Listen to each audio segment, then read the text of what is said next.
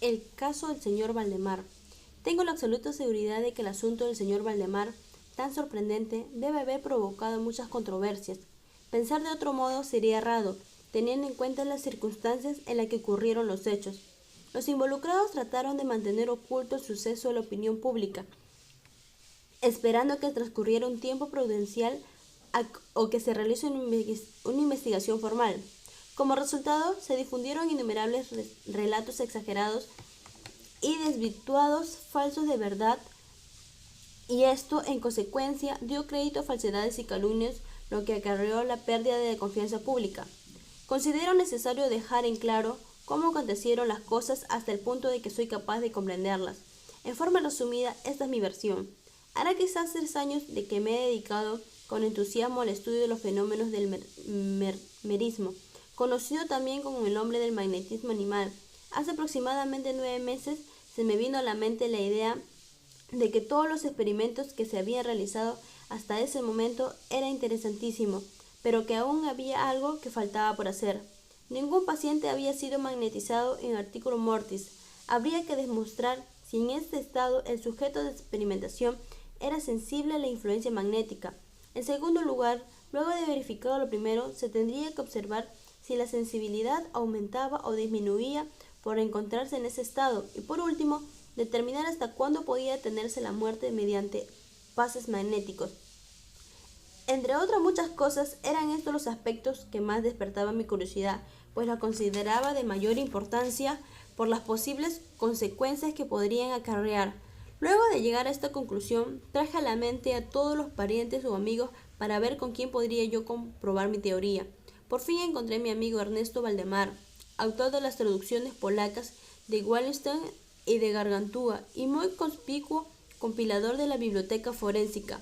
Haarlem siempre había sido el lugar de residencia del señor Valdemar. Desde el año 1839 era notable su marcada delgadez y sus extremidades inferiores se parecían a la de John. Era también notoria la blancura de su cabello, que impresionaba con su parecido a una peluca. Poseía un temperamento inquieto y nervioso, lo que le hacía parecer un buen paciente para los experimentos científicos. Anteriormente había experimentado con él hasta en 2 o 3 oportunidades y le había inducido el sueño magnético con gran facilidad, pero no obtuve el resultado esperado, lo que me hizo sentirme defraudado. La voluntad del señor Valdemar nunca se vio sometida enteramente por la mía, y sobre su clarividencia no obtuve nada de alguna importancia. Había yo atribuido mi fracaso a los cambios operados en su salud corporal. Los médicos, tras examinarlo, habían comprobado en él una grave tuberculosis. Hablaba Valdemar con la mayor naturalidad sobre su fin próximo, pues pensaba que nada se podría hacer para evitarlo, y así que era inútil incurrir en lamentaciones. Me pareció acertada pensar en el señor Valdemar como sujeto para mis experimentaciones. Lo conocía lo suficiente para saber que no hallaría ninguna clase de escrúpulos en él, y tenía la ventaja además de no contar con parientes en América que producieran de alguna forma intervenir. Me atreví a plantearle con franqueza el asunto y me sorprendí gratamente cuando me manifestó enormemente interesado. Digo que fue sorpresa, porque nunca hasta ese momento había demostrado interés o simpatía por mis experiencias. Su enfermedad era de aquellas en las que era imposible calcular con exactitud la fecha de muerte. Así es, convinimos en que Valdemar me avisaría lo más próximo que fuera posible a lo que los médicos le pronosticaron como probable fecha de su deceso. Hace quizás 7 meses, cuando recibí una nota del propio Valdemar que decía: mi querido, ¿puede venir ahora? El doctor D y F dudan de que llegaré a las 12 de la noche de mañana. Creo que ellos están en lo cierto. Valdemar. La esquela había sido escrita media hora antes de que llegara a mis manos, y pocos minutos después me encontraba yo al pie del lecho del moribundo. Apenas 10 días hacía desde que lo había dejado de ver, pero su cambiado aspecto me dejó espantado. Su cara presentaba un color térreo, sus ojos se encontraban totalmente apagados, y estaba tan delgado que los pómulos parecían a punto de perforar la piel de su rostro. Su pulso era apenas perceptible y casi se ahogaba por la aceptoración. Sin embargo, sus facultades mentales se hallaban intactas. Hablaba con claridad y tomaba algunos calmantes sin auxilio de nadie. El momento de ingresar a su habitación le hallé tomando notas en un cuaderno. Había varias almohadas. Le ayudaban a incorporar el cuerpo en la cama. Los médicos de I.F. se encontraban a su lado. Luego de saludar al señor Valdemar, llamó afuera a los dos galenos y les pedí una información detallada del estado del paciente. Se me informó con inutilidad desde hace 8 meses del pulmón izquierdo. Por su parte, el derecho, en su parte superior, se encontraba totalmente osificado, mientras que el lóbulo inferior era una sola masa de tubérculos purulentos. Existían varias perforancias extensivas. El proceso de osificación había avanzado con celeridad. Además de la tisis, se sospechaba que tenía un aneurisma en el aorta. En la opinión de ambos médicos, el señor Valdemar fallecería alrededor de la medianoche del día siguiente, domingo. Era aún a las 7 de la noche del sábado. Al despedirse los galenos de su paciente, lo hicieron definitivamente, pues no pensaban verlo otra vez con vida. Pero yo les rogué que vinieran a visitarlo a las 10 de la noche próxima. Apenas se marcharon, hablé con tranquilidad con el señor Valdemar acerca de su próxima muerte, así como de nuestro proyecto. Se mostró ansioso y decidió llevar a cabo el experimento proyectado. Con la mejor voluntad me apremió para que lo iniciara de inmediato. Se encontraba en la habitación dispuesto a ayudarle un criado y una sirvienta, pero no me atreví a comprometerme en el asunto tan difícil de aquella índole, contando solamente con el testimonio de aquellas personas en caso de sobrevivir a alguna complicación o algún suceso repentino. Tomé la decisión de aplazar el proyecto hasta las 8 de la noche, siguiendo hora en que pude contar con un estudiante de medicina a quien conocía y con el que me uniría cierta amistad, el señor Teodoro, cuya presencia me estimuló y me sacó de apuros.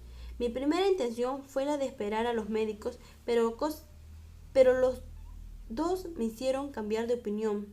La primera, los ruegos urgidos de Valdemar, y la segunda, la certeza que ya no se podía esperar más por el moribundo, pronto se convertiría en cadáver. El señor Teodoro tuvo la gentileza de ir tomando notas de todo cuando fuese ocurriendo, y gracias a ello puedo ahora relatar en gran parte lo sucedido, copiando al pie de la letra o resumiendo el texto. Serían aproximadamente las 8 de la noche cuando cogí la mano del señor Valdemar y le solicité que manifieste en voz alta al señor Teodoro su deseo que yo realizara en su persona el experimento de magnetización en este momento crucial y definitivo de su vida. En voz débil, pero perfectamente clara, declaró: «Sí, deseo ser magnetizado», agregando de inmediato: «Temo que usted ha esperado demasiado y sea muy tarde». Mientras hablaba, yo estaba dando sobre él los pases más importantes para alcanzar dominio sobre su persona. Con la mano extendida realicé un pase lateral de la parte a parte de su cabeza, pero aunque yo había ejercitado todo mi poder, no noté ningún efecto hasta las 10 de la noche, hora en que llegaron los médicos de I.F., de acuerdo con nuestro convenio. Relaté brevemente lo que había hecho hasta ese momento, poniéndolos al corriente de lo que me proponía hacer, y como ellos no expresaron ninguna objeción, ya que el pariente se encontraba en agonía, proseguí sin vacilar, haciendo nuevos pases, cambiando los pases laterales por otros hacia abajo, mirando en todo momento los ojos del moribundo. Durante este lapso, el pulso del señor Valdemar era casi imperceptible y su respiración se hacía estertórea y con intervalos de casi medio minuto. Ese estado se mantuvo sin alteración por espacio de 15 minutos. Al final de ese tiempo, el moribundo lanzó un suspiro muy hondo y cesó su respiración estertorosa, es decir, no pudo escucharse ya el estertor. Sus miembros se encontraban como con la frialdad del hielo. A las 11 menos 5 me percaté que había en él signos indudables de influencia magnética. Sus ojos vidriosos dejaron de girar y se pudo observar en ellos la inconfundible expresión de desasosiego interno propia de los sonámbulos. Mediante una corta serie de rápidos pases laterales hice que sus párpados temblaran como si estuvieran quedando dormidos, y con otros las hice cerrar. No me hallaba satisfecho con lo obtenido y continué más enérgicamente con mis manipulaciones poniendo toda mi voluntad en el esfuerzo hasta que logré que sus extremidades se pusieran rígidamente en cómoda postura, como me pareció. Sus piernas estaban completamente estiradas, al igual que los brazos, descansando a lo largo del cuerpo, a la altura de los riñones. La cabeza estaba ligeramente levantada.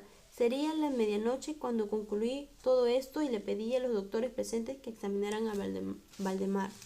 Efectuaron varias pruebas y tuvieron que reconocer que se encontraba tras un caso extraordinario en que el paciente se hallaba en perfecto estado de trance magnético.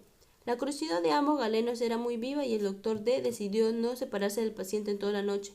El doctor F nos comunicó su intención de volver a la primera hora del día siguiente. El señor Teodoro y los criados permanecieron en la habitación toda la noche. El señor Valdemar estuvo tranquilo hasta las 3 de la madrugada. Lo ausculté y lo encontré en el mismo estado y en la misma posición. Su pulso era más débil, casi imperceptible. La respiración leve solo era posible detectarlo colocando un espejo en la boca. Los ojos permanecían cerrados en forma natural y los brazos y piernas fríos y rígidos como hechos de hielo. A pesar de todo esto, su aspecto general no era el de un muerto. Muy cerca de él hizo un gran esfuerzo para que su brazo derecho siguiera los movimientos del mío, de un lado a otro de su persona. Anteriormente, en otras ocasiones, con el mismo señor Valdemar como paciente, no había conseguido ningún éxito y no pensaba lograrlo ahora, pero ante mi total sorpresa, su brazo siguió con docilidad los movimientos del mío. Me animé a preguntarle: «Señor Valdemar, ¿se encuentra usted dormido?». Le costó trabajo responderme. Al principio sus labios temblaron. Repetí la pregunta varias veces. A la tercera todo su cuerpo se estremeció en un temblor. Sus párpados se entreabrieron hasta mostrar la línea blanca del globo ocular. Los labios se movieron muy lentamente y un murmullo salió de ellos. «Sí, duermo. No me despierte. Déjeme morir así». Observé sus miembros. Estaban más rígidos aún que antes. El brazo derecho continuaba dirigiéndose a la dirección de mi mano que mi mano le indicaba. Hice otra pregunta: «¿Le duele el pecho todavía, señor Valdemar?». Su respuesta, menos audible que la anterior, se escuchó clara: «No, no siento dolor. Me estoy muriendo». Consideré preferible no molestarlo más y le dejamos tranquilo por el momento en espera del doctor F, que había llegar poco antes que amaneciera. Asombrado que el paciente viviera, el doctor F, luego de tomarle el pulso y acercarle un espejo a los labios, me rogó para que le interrogara de nuevo. «Señor Valdemar, ¿sigue usted dormido?». Transcurrieron algunos minutos antes de que contestara, pues al parecer reunía las fuerzas necesarias para hablar. En la cuarta ocasión le repetí la pregunta y contestó: «Sí, todavía duermo. Me muero». Los médicos opinaron que era mejor dejarlo tranquilo, porque el deceso no tardaría sino unos pocos minutos. Sin hacerle mucho caso, me disponía a seguir interrogándole al paciente, repitiendo la pregunta anterior. De tal modo se produjo un visible cambio en el magnetizado. Su rostro se puso horrible, sus ojos gigaron en sus cuencas lentamente, las pupilas se escondieron arriba, la piel tomó un color cadavérico, pareciendo más un papel blanco antes que el color pergamino que mostraba hasta hace unos momentos, y las manchas éticas que había en sus mejillas se disiparon súbitamente. Digo así, fue tan rápida la desaparición que me dio impresión de una vela que se apaga de un soplo. El labio superior, que cubría por entero los dientes, se recogió y se retorció, y la mandíbula inferior cayó, dejando la boca abierta por completo y la vista, la lengua hinchada y negruzca. Todos espantados por su aspecto, retrocedimos y nos alejamos del lecho.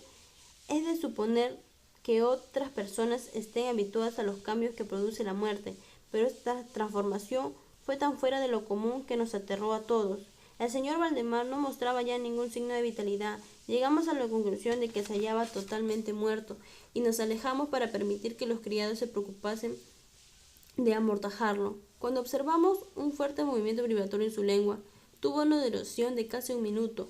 Pasado este lapso, emergió de entre sus inmóviles y abiertas mandíbulas una voz. Así es posible llamarla así, pues no es fácil descubrirla. Podría tratarse de un sonido áspero, hueco y desgarrado, pero la impresión que causaba era indescriptible. No hay sonido así emitido por garganta humana, y tampoco oído que haya escuchado. Sin embargo, hubo dos cosas, lo que pensé así entonces y lo que pienso aún ahora. Podrían tomarse como peculiaridades de la entonación. La voz parecía muy distante, como si procediera de una caverna subterránea y además tenía algo que produciera la sensación de viscosidad. No hay manera de describirla mejor. El sonido era un silabeo claro, asombroso y tenebrosamente claro. El señor Valdemar daba respuesta a la pregunta que le había formulado un rato antes. Recordemos que le había preguntado si dormía.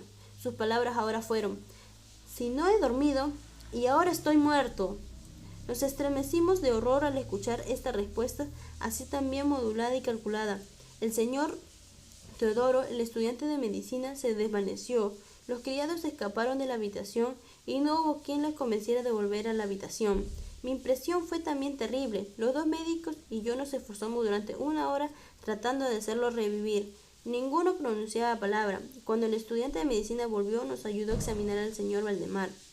El espejo no mostró ningún signo de respiración y una sangre que practicamos en el brazo derecho fracasó. Ya ese brazo, que antes obedecía a mi voluntad, ahora permanecía inmóvil. El único signo de que aún mantenía influencia magnética era la vibración de su lengua. Cada vez que yo le preguntaba algo, se podía notar que hacía con enorme esfuerzo y que no tenía la suficiente voluntad. No contestaba a ninguna pregunta que no fuese hecha por mí, a pesar de que traté de que cada miembro de la reunión se pusiera en contacto magnético con él. Encontramos otros enfermos que permanecieron a su lado y a las 10 salimos de aquella casa. Por la tarde visitamos nuevamente. Su estado era el mismo, exactamente igual. Sostuvimos largas discusiones sobre la conveniencia de despertarlo y nos costó mucho tomar la decisión de dejarlo tal como estaba, pues nada sacaríamos con despertarlo. Era evidente que la muerte había sido paralizada y detenida por el magnetismo. Todos estuvimos de acuerdo con que si le despertábamos aseguraríamos su rápido fin. Las cosas así se prolongaron durante 7 meses.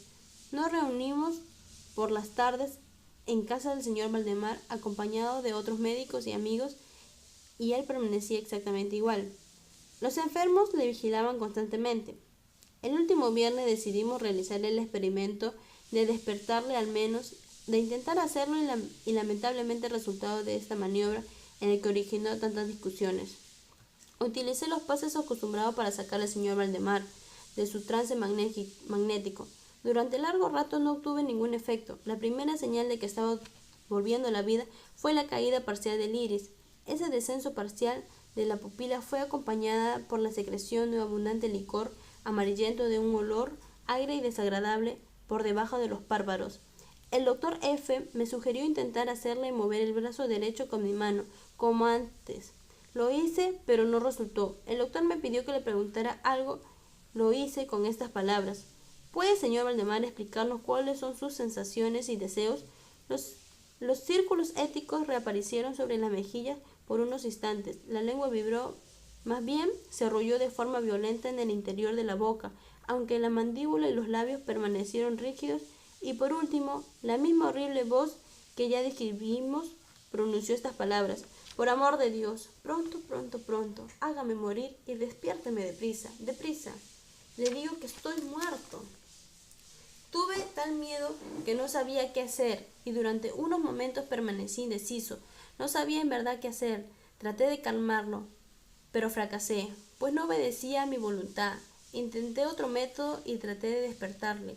Dio la impresión de que tendría éxito y todos los que presenciaron mis maniobras pensaron eso mismo y se aprestaron a ver al señor Valdemar despertar.